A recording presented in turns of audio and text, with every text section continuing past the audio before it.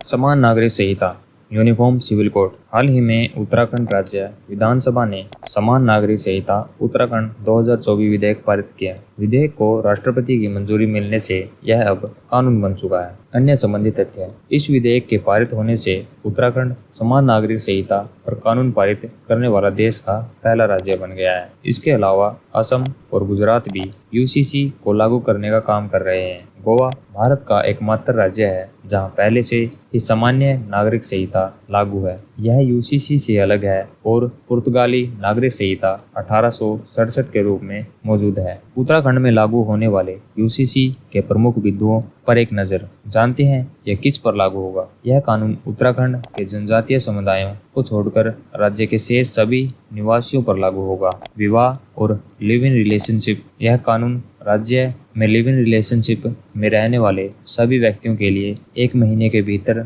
और विवाहित लोगों के लिए 60 दिनों के भीतर रिलेशनशिप विवाह का पंजीकरण कराना अनिवार्य बनाता है। यह प्रावधान सभी निवासियों पर लागू होगा। हालांकि LGBTQIA+ समुदाय को इस कानून के दायरे से बाहर रखा गया है। यह कानून शून्य या अमान्य विवाह और लिव इन रिलेशनशिप से पैदा होने वाले बच्चों को कानूनी मान्यता प्रदान करता है। कुछ विवाह संबंधी प्रथाओं का अपराधीकरण, निकाह, हलाला और 3 तलाक जैसी प्रथाओं पर रोक लगाई गई है। यह कानून जीवित पति या पत्नी होने के बावजूद दूसरा विवाह करने पर रोक लगाता है। विरासत। यह कानून पुत्र और पुत्रियों दोनों के लिए पैतृक संपत्ति के समान अधिकार का प्रावधान करता है। इस प्रकार इस कानून के जरिए पहले से चली आ रही सामुदायिक हमवारिस प्रणाली को दरकिनार कर दिया। अब बिना वसीयत वाली संपत्ति भी में पुत्र और पुत्रियों को समान अधिकार प्रदान किया गया है। यूसीसी के बारे में। यूसीसी का आशय पूरे देश के सभी नागरिकों के लिए एक समान कानून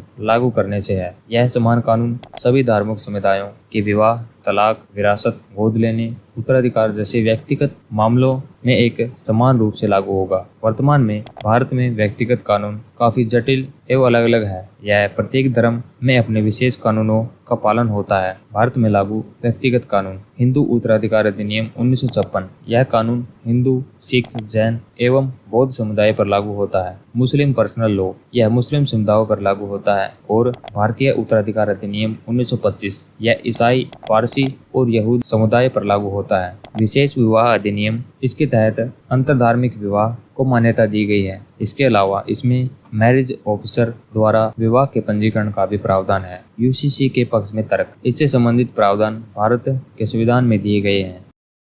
नीति के निर्देशक तत्वों के तहत अनुच्छेद 44 में यूसीसी का प्रावधान किया गया है। इसका उद्देश्य नागरिक मामलों के लिए एक समान कानूनी ढांचे का निर्माण करना है। इससे पंथ निरपेक्षता को बढ़ावा मिलता है। यूसीसी के लागू होने से पंथ निरपेक्ष राष्ट्र के सिद्धांतों को बनाए रखा जा सकेगा। यहाँ पंथ निरपेक्ष राज्य से तात्पर्य एक ऐसे राष्ट्र से है जहाँ धार्मिक मान्यताएं नागरिक मामलों पर लागू नहीं होती हैं। यूसीसी से राष्ट्रीय एकता और एकीकरण को बढ़ावा मिलता है। यूसीसी निम्नलिखित तरीकों से राष्ट्रीय एकता को बढ़ावा देगी। धार्मिक और सामुदायिक विभाजनों को समाप्त करके समान नागरिकता को बढ़ावा देकर अधिक एकीकृत कानूनी प्रणाली निर्मित करके। इसके लागू होने से लैंगिक न्याय को बढ़ावा मिलेगा। यूसीसी को लागू करके कुछ धार्मिक व्यक्तिगत कानूनों में व्याप्त लैंगिक रूप से भेदभावपूर्ण प्रथाओं को समाप्त किया जा सकेगा। इससे लैंगिक समानता और महिलाओं के अधिकारों को बढ़ावा मिलेगा। यूसीसी से कानूनों का सरलीकरण संभव हो पाएगा। यूसीसी विवाह, तलाक, विरासत, उत्तराधिकार आदि से संबंधित जटिल कानूनों को सरल बनाएगा। यह व्यक्तिगत कानूनों को संहिताबद्ध करता है। ऐसे कानूनों को संहिताबद्ध करके निष्पक्षतापूर्ण जैसे सार्वभौमिक सिद्धांत स्थापित किए जा सकते हैं। साथ ही इससे कानूनी प्रक्रियाओं को सुव्यवस्थित किया जा सकेगा। न्याय तक पहुंच को बढ़ावा मिलेगा और विवादों को प्रभावी ढंग से हल किया जा सकेगा। यूसीसी के खिलाफ तर्क। विविधता और धार्मिक स्वतंत्रता को खतरा। यूसीसी को लागू करने से देश के विविध समुदायों की सांस्कृतिक एवं धार्मिक पहचान कमजोर हो सकती है। इससे धार्मिक स्वतंत्रता का उल्लंघन हो सकता है। धरातव्य है कि धार्मिक स्वतंत्रता से जुड़े प्रावधान संविधान के अनुच्छेद 25 उल्लिखित हैं। समुदायों के बीच आम सहमति का अभाव। प्रत्येक समुदाय की कुछ ऐसी विशिष्ट परंपराएं, रीति रिवाज और धार्मिक कानून होते हैं जिन्हें वे संरक्षित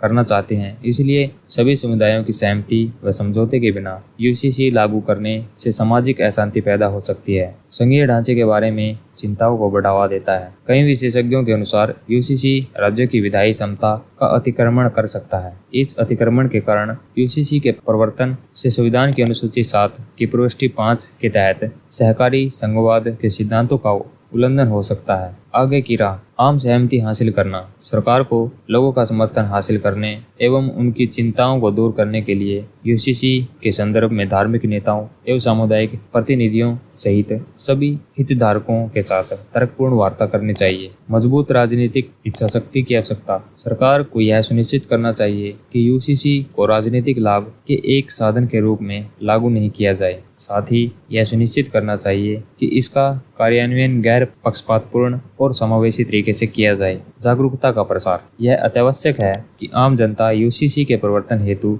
दिए गए तर्कों और उससे मिलने वाले लाभों को समझे। इसके लिए जरूरी है कि सरकार, नागरिक समाज और मीडिया मिलकर इस दिशा में प्रयास करें। चरणबद्ध दृष्टिकोण अपनाना। सभी के लिए निष्पक्षतापूर्ण सुनिश्चित करते हुए यूसीसी को न्याय, समानता और गैर भेदभाव के सिद्धांतों के साथ संरेखित करना चाहिए। इसके लिए मौजूदा व्यक्तिगत कानूनों की समीक्षा करना आवश्यक है। यूसीसी की सिफारिश करने वाले महत्वपूर्ण न्यायिक निर्णय और समितियां। शाहबानो केस 1985। सुप्रीम कोर्ट ने विशेषकर गुजारा भत्ता संबंधित मामलों में यूसीसी की आवश्यकता पर प्रकाश डाला है। सरला मुद्दुल केस 1995। सुप्रीम कोर्ट ने यूसीसी के माध्यम से सभी धर्मों में लैंगिक समानता स्थापित करने के लिए संसद से कानून पारित करने की सिफारिश की। पाउलो कोटिन्हो बनाम मारिया लुइजा वैलेटिना परेरा 2019। सुप्रीम कोर्ट ने समान व्यवस्था रखने के लिए समान कानूनों की आवश्यकता पर प्रकाश डाला है। विधि आयोग 2018। अब यूसीसी की जरूरत नहीं है,